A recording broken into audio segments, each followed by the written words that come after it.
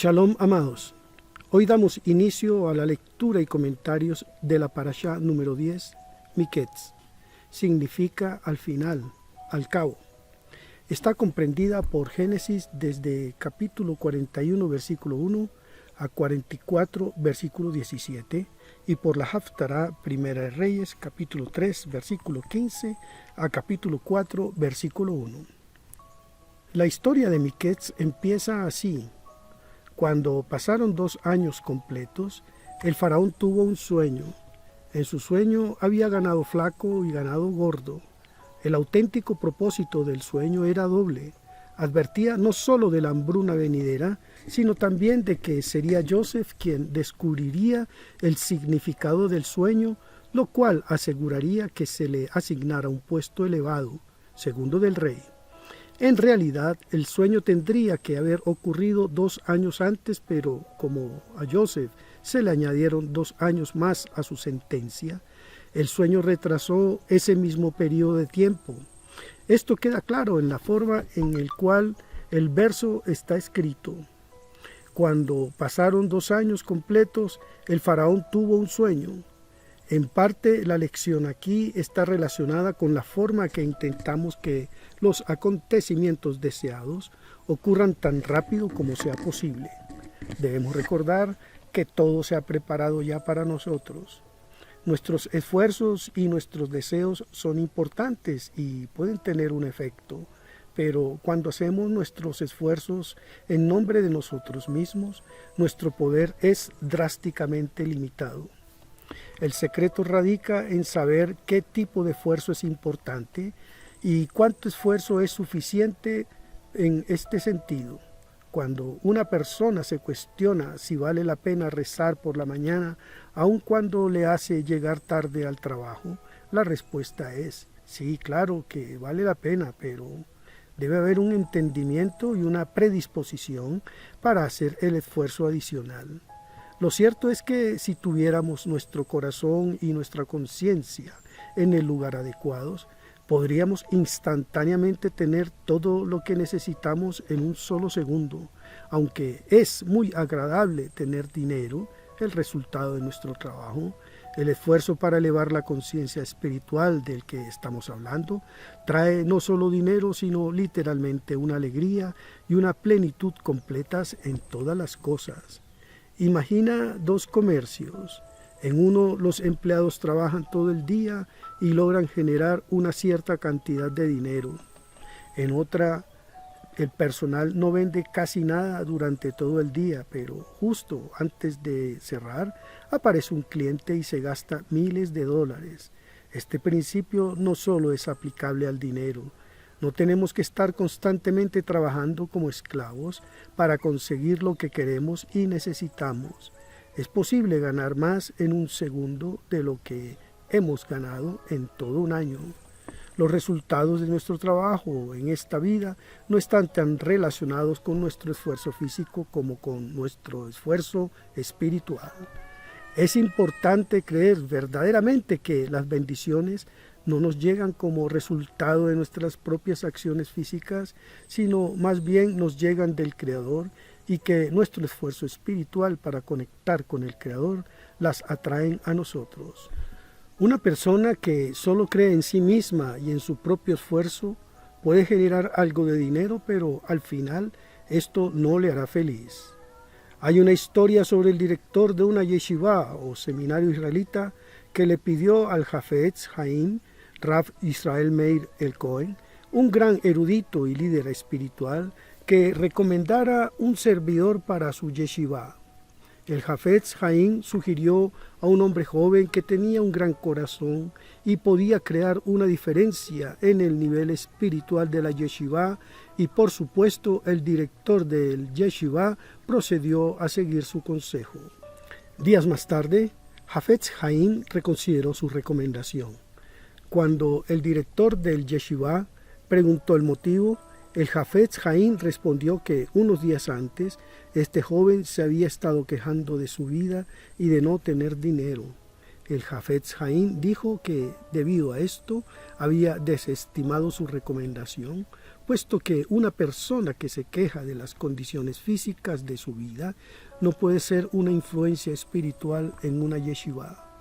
Si Yosef hubiera aceptado su largo encarcelamiento con la certeza de que el Creador lo liberaría cuando fuera el momento adecuado, podía haber evitado los 2 años adicionales en prisión. Si hubiera tenido paciencia unos días más, su problema se habría solucionado. Se ha dicho que las personas enferman según el juicio que atraen sobre sí mismas a través de sus acciones y que recuperan su salud a través de su deseo de Dios. Aunque trabajen duramente para sanarse a sí mismas, es el Creador quien hace que la sanación sea posible. Por lo tanto, está escrito en la Gemara: un médico sanará. Esto significa que el Creador da permiso a los médicos para sanar. No significa necesariamente que los enfermos tengan permiso para ser sanados, sino que a los doctores se les permite sanarlos. El Zohar dice: el hombre se vuelve puro solamente a través de las palabras del estudio espiritual. Por este motivo, las palabras de la Torá nunca son deshonradas, puesto que la función de la Torá es purificar la suciedad. En la Torá hay sanación, pues está escrito: será medicina para tu cuerpo y alivio para tus huesos. Proverbios 3:8. Hay pureza en la Torá, tal como está escrito: el temor del Señor es limpio, permanece para siempre. ¿Qué significa permanece para siempre? Significa que permanece constantemente en estado de pureza, la cual nunca se elimina de este. El Zohar, Kedoshim 3:11. Se nos dice que aquel que es verdaderamente temeroso de Dios será liberado de las limitaciones de la ley natural. Esto se debe a que la naturaleza fue creada para aquellas personas que no hacen un esfuerzo en sus vidas para descubrir la verdad del Creador. La naturaleza sigue su curso con esas personas. Por otro lado, cuando una persona está por encima de la naturaleza y sabe que puede confiar solo en Dios durante toda su vida, Dios será su seguridad. Cualquiera y todas las circunstancias de nuestra vida son un efecto directo del deseo del Creador y de nuestra capacidad para llevar a cabo la voluntad del Creador. Así pues, cuando sentimos presión y estrés, debemos dejar de reaccionar y en su lugar ejercitar la paciencia y la certeza. Al no reaccionar, dejamos espacio para que la luz se revele dentro de nosotros. Al final, esta es la única forma de que podamos eliminar verdaderamente el caos de nuestra vida. Sinopsis de Miketz. Esta historia se lee casi siempre en el Shabbat de Hanukkah, el tiempo de los milagros. La mayoría de eventos cósmicos poseen un nivel de energía espiritual inferior al del Shabbat. Esto se debe a que la energía de los eventos cósmicos y festividades celestiales se distribuye a lo largo del año, mientras que la energía que se obtiene y que está disponible en Shabbat es más potente porque controla un periodo de tiempo más corto, una semana. Así pues, cuando un evento cósmico como Hanukkah, Rosh Hashanah o Yom Kippur cae en Shabbat, este evento nos ofrece un nivel más elevado de energía espiritual. Cuando Joseph puso su fe en el jefe de los coperos, en lugar de haberlo hecho en la luz del Creador, se añadieron 2 años más a su sentencia carcelaria. Esta historia del libro del Génesis empieza cuando concluyen esos 2 años. Parashá número 10, Miketz. Primera Aliyá, Génesis capítulo 41, versículos 1 al 14. Dice así: aconteció que después de 2 años, el faraón tuvo un sueño. Soñó que estaba de pie junto al Nilo, y de pronto del Nilo subieron 7 vacas de hermoso aspecto y gordas, y pacían en el carrizal. Entonces otras 7 vacas de mal aspecto y flacas subieron del Nilo detrás de ellas, y se pararon junto a las otras vacas a la orilla del Nilo. Y las vacas de mal aspecto y flacas devoraron las 7 vacas de hermoso aspecto y gordas. Entonces el faraón se despertó, Se quedó dormido y soñó por segunda vez. Vio que 7 espigas llenas y buenas crecían en una sola caña, y que 7 espigas menudas y quemadas por el viento del este brotaron después de aquellas, y las espigas menudas devoraron a las 7 espigas gruesas y llenas. Entonces Faraón despertó y resultó que era un sueño, y por la mañana su espíritu estaba turbado, y mandó llamar a todos los magos y a todos sus sabios de Egipto. El faraón les contó sus sueños, pero no hubo quien se los pudiera interpretar al faraón. Entonces el jefe de los coperos dijo a Faraón: quisiera hablar hoy de mis faltas. Cuando Faraón se enojó con sus siervos y me puso bajo custodia en la casa del capitán de la guardia, a mí y al jefe de los panaderos, él y yo tuvimos un sueño en una misma noche. Cada uno de nosotros soñó según la interpretación de su propio sueño. Y estaba allí con nosotros un joven hebreo, un siervo del capitán de la guardia, y se los contamos y él nos interpretó los sueños. A cada uno interpretó su sueño. Y sucedió como él los había interpretado para nosotros.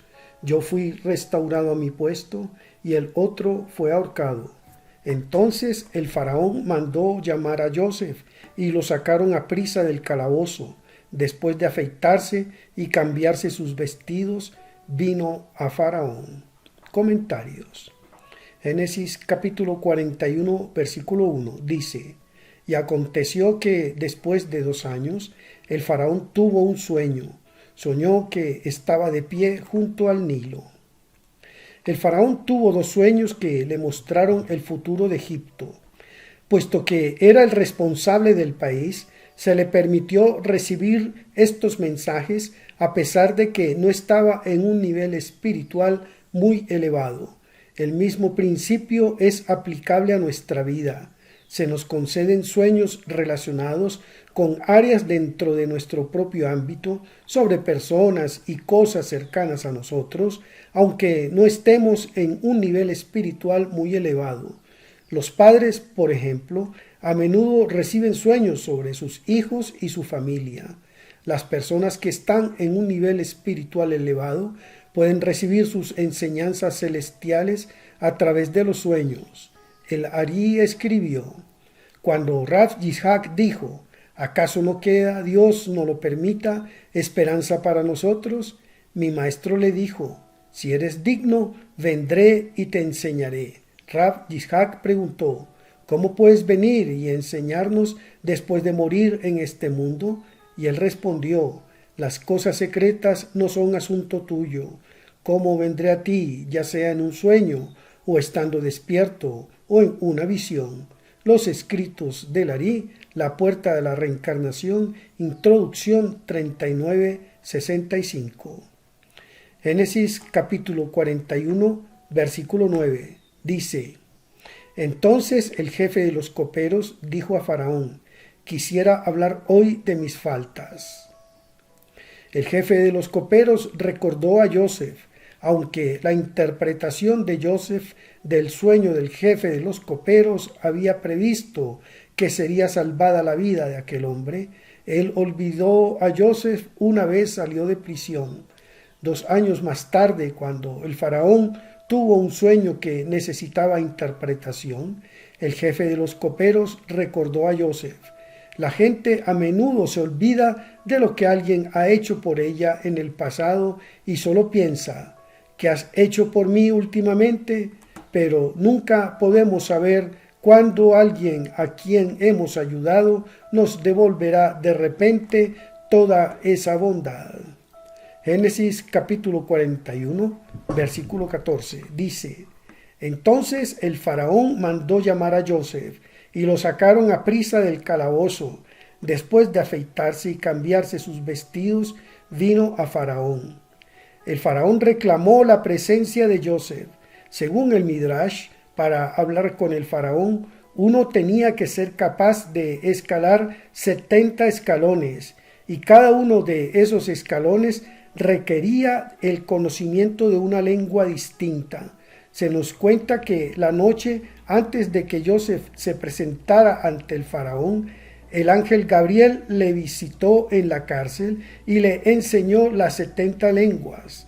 Joseph también obtuvo protección contra las fuerzas negativas y la magia negra que rodeaba al faraón. Siempre que tenemos que defendernos o presentarnos ante personas que pueden de alguna manera ser nuestros adversarios, debemos adquirir la protección adecuada. La forma en la que recibimos esta protección es observando cómo hablamos y lo que decimos. Además, debemos pedirle a la luz que hable a través de nosotros. Esta es la lengua adecuada que debemos invocar en situaciones inciertas. La meditación de los 72 nombres de Dios para decir las palabras correctas, Yud, Yud, Zain, es una herramienta muy poderosa para lograr este objetivo. Shalom, Urahot, paz y bendiciones.